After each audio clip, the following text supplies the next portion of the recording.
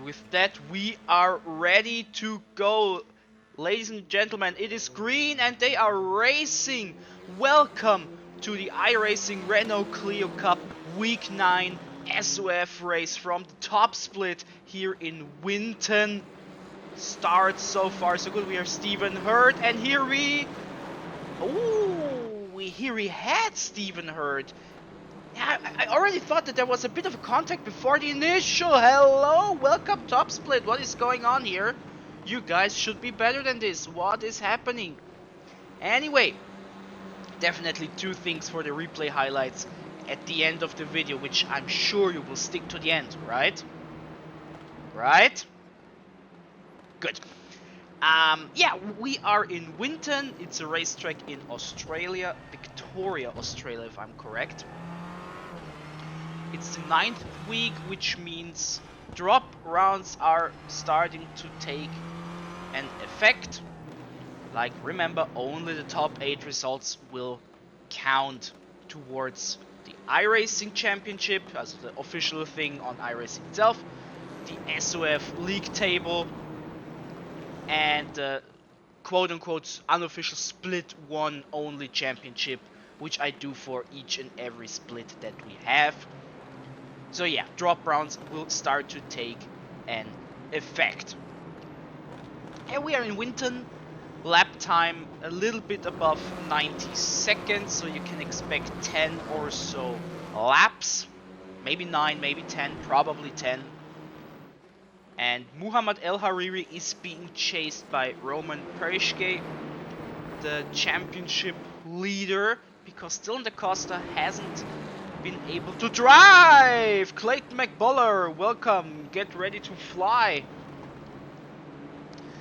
Because Dylan Da Costa wasn't able to participate in the races lately, I believe.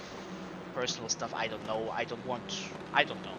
Hope he will be back soon, because we need competition, especially for the championship in itself. But on the other hand, Roman will start to be affected by drop rounds much sooner than Dylan Da Costa. So if he can race 2 or 3 of the final races, the championship is anything but done. Yeah, we are now in the triple hairpin section of this racetrack. A weird corner combination, if you ask me. A back to back to back hairpin. Not a big fan. Jonas, and he touches Blake Tovey, creates a little bit of a pile up. Okay, but no more crashes. A little bit over ambitious, and Blake Tovey loses a lot of positions, and now they're all scrambled up. One big pack here fighting for what is essentially Blake Tovey. What is happening there in the back? They're still fighting. Up to... the only one that is not in this pack for now is Stephen Hurd, but he's just 1.4 seconds behind it. And oh, there is someone going wide. That's Kevin Kuruchet. Someone is locking up. That was Jonas De Gent. Oh, yeah. When I say Jonas De Gent, or De Gent, I'm not sure, Jonas. If you want to correct me, you can always, in iRacing, there is a DE between Jonas and Gent. The overlay is just showing Gent. I don't know why, but it is what it is. So yeah, if I say Jonas De Gent or De Gent, whatever, wahrscheinlich De Gent, then this is why. I'm not inventing other stuff to make it look or to sound more fancy.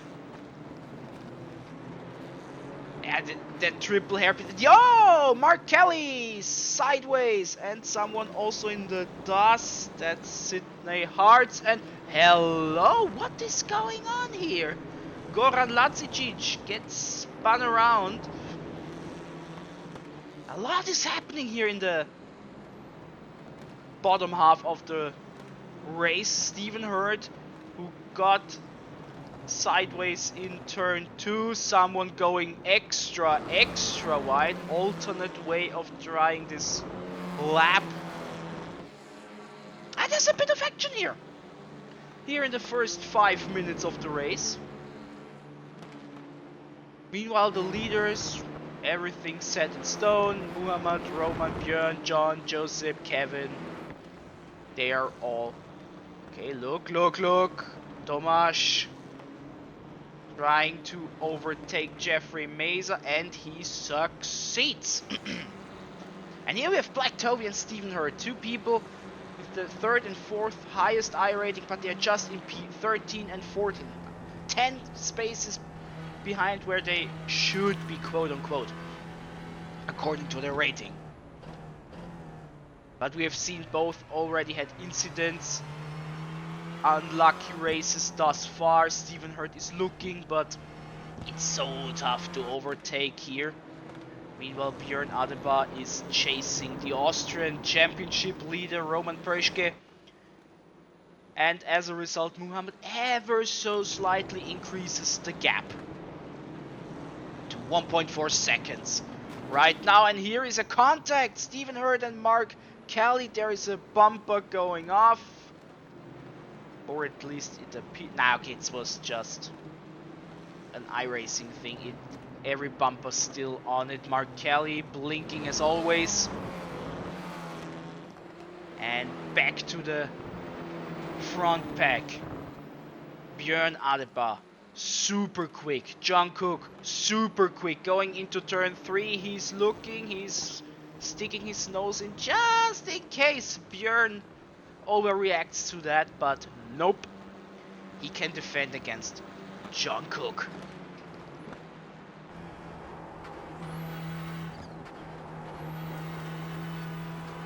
Yeah, maybe something out of the book of statistics. This is the 80th SoF race in the history of the Renault Clio Cup, race number 80, and the driver with the most races, spoiler alert, he is in this race as well. That's Kevin Anfield.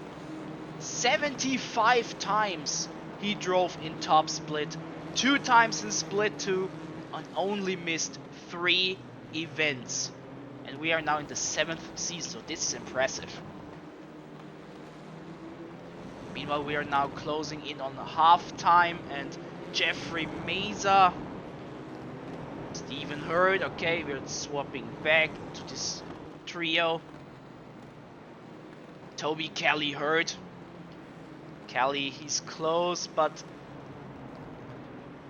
Oh, maybe if Blake goes extra wide, there is a chance, but no, his exit was better. His exit for this final turn was better. Yeah, where are the best overtaking spots?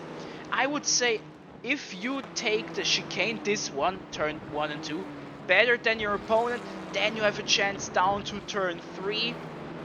And maybe, hello Sydney Hearts. And oh, come back to the track, Sydney. Come back, but now you are in last, P17. Yeah, like I said, also, after the first chicane, maybe if you get a good, get your way through there nicely, and maybe turn 10, that's the left turn after the triple hairpin section. Here in the hairpins, it's basically impossible if you ask me. Except your opponent makes a mistake, but in that case you can overtake everywhere. Here, this is the place I mean, maybe. Stephen Hurd outside, inside. Nah. Different choice of line, down to turn 11 it is. 12 turns here on this track. Well, here we have Tomasz Reisisch. It's difficult with names sometimes. I apologize for every butchering I do. And Stephen Hurd, P15, not what he wanted. Definitely not what he wanted. But after the spin or crash or whatever it was, it will be part of the highlights at the very end of the video. It's an uphill battle from there.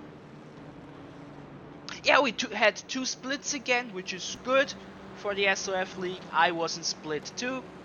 I will present to you this race tomorrow, if nothing goes wrong, that is. And yeah, I'm interested to see how different the races will appear between Split 1 and 2.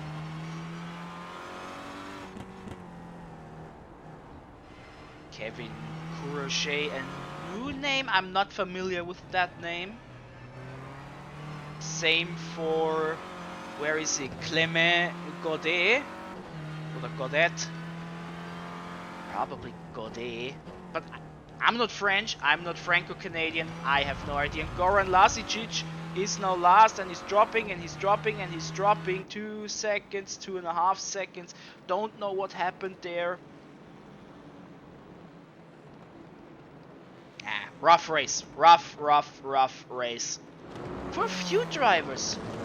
We had Tovi, Kelly, yeah, basically everyone from P13 onwards had some incident or something that didn't go to plan. To say it like this, Tomasz rises. Now this is what I mean. He has a good positioning. He was much better through the chicane, but he's on the outside. This is problematic. And Kevin defends rather nicely. But this was a prime example. It is possible. But Kevin defended very well. Goran is in the pits. A bad race already ruined, and it gets even worse. But yeah, nothing you can do. Nothing. These things happen, and he's out, and understandable. Oh no, pits. Still in this. 3 minutes and 15 seconds ish, and the last bit of the final lap, of course. Back to the leading pack. Pershke is defending against Björn Adebar. Still the gap to Muhammad, last time we checked and it was 1.4, now it's 1.7, 1.8 ish. It's similar, but Roman has to focus on his rearview mirror much more than look into the front, because Björn Adebar, he's super quick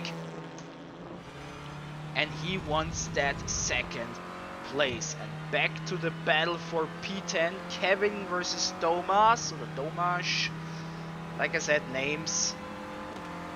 And oh no, there is contact. This is not how you want to overtake Kevin Courage. But he loses more positions from it than he gained. It was P11 when this started, now he's in P12. Okay. And Kevin Anfield versus Joseph Barilla. Kevin on the inside, and nice. That was a great maneuver into to the first hairpin. Nicely done. P5 for the car with the number 5. In Split 1 race, 75 for him. And Björn, he is putting on the pressure on Roman Pershke. He is putting in pressure, definitely. They are now side by side. Roman on the inside though.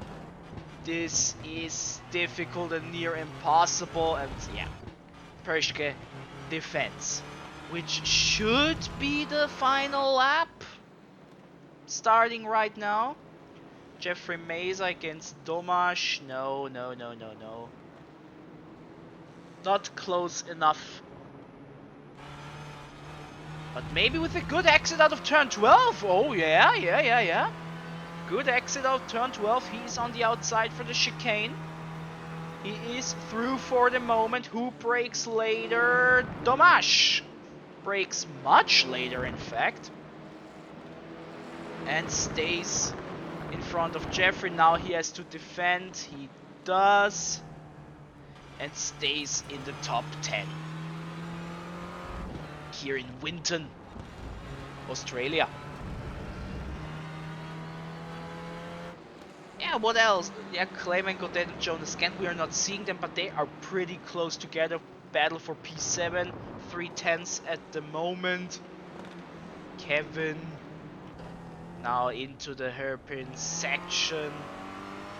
I really don't know what to think about these 3 hairpins. It's such a weird combination to have 3 hairpins back to back to back. I don't think I've ever seen that anywhere before, but it is what it is. Jeffrey, oh, his front bumper isn't looking too good, and Muhammad El Hariri, haven't seen much of him. He wins, congratulations, and Roman defends P2 against Björn Adebar. Good job from both. Super quick. John Cook, Kevin Anfield, Josip Barilla, Jonas Gent, Clement got it, and Clayton McBuller also coming through in just a moment. Here, that is Clayton and the pack behind him. What is it called? A trolley train? And yeah, Stephen Hurd, he has enough of this race, I believe. I believe he has enough of it, and now we are just waiting for Goran Lazic to finish the race. Yeah, Muhammad back-to-back wins. He won at the Jefferson Circuit at Summit Point. He wins again in Winton. 2 wins in his first 3 races. And this is definitely a name we have to keep in mind. Roman and Dylan are fighting for the championship this season. But if Muhammad sticks around and drives an entire season, ladies and gentlemen, you have a competitor for that championship. Just a little warning. And here is Goran also finishing his race in P17. And these are the top 10. Congratulations to everyone. Hey, here, Jonas, again, here it shows. Just saying. And that's the bottom half. Or, yeah, not exactly half, but you know what I mean. And now we will take a look at where are you going in the back. I know the race is over, but where are you going? Okay, whatever. Now we will take a look at the championship standings, and then we will wrap it up with the replay highlights. So, just a second, I switch now to the standings and all that. So, and now we are at the official SoF Championship table, the one we all know and love, and due to Dylan, like I said in the race, not being there for a few weeks, the lead looks big, but drop rounds and all that good stuff. Yeah, Pershke, Dylan DaCosta, and Stephen Hurd, even after that, yeah, eventful race, this will definitely end up being a drop round for him. He is in P3, Kevin Anfield, consistent. 4 times now he was in P5. You can't get much more consistent than that. Incredible stuff.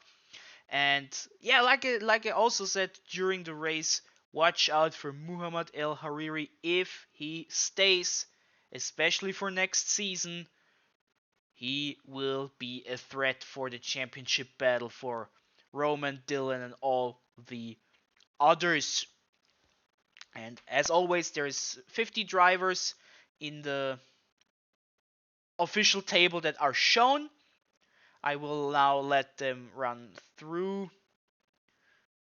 which is, as always, a little bit of a spoiler for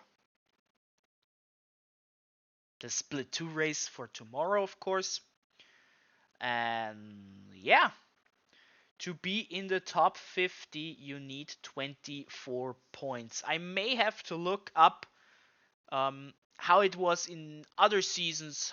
Where did you stay with 100 points? Where with 50? What did you need to get in the top 50? That's maybe some neat little stuff that we will take a look maybe at the end of the season to make a little bit of a comparison.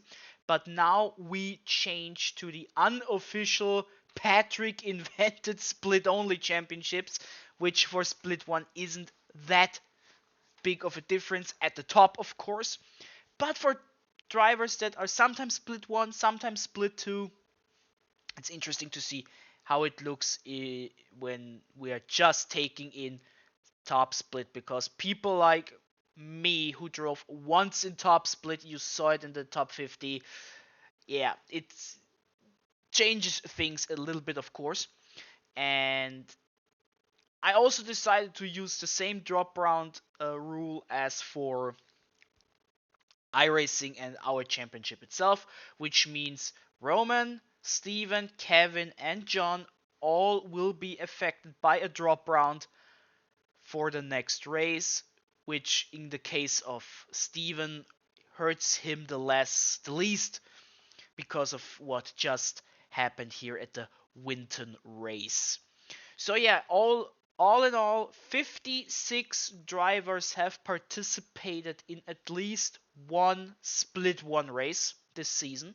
56. Interesting to see how it will look in split 2. Spoiler alert, more of course. But yeah, this is all in terms of statistics, and now I will leave you, but the video isn't done. Like I said, you're definitely watching to the end. Am I right? Right?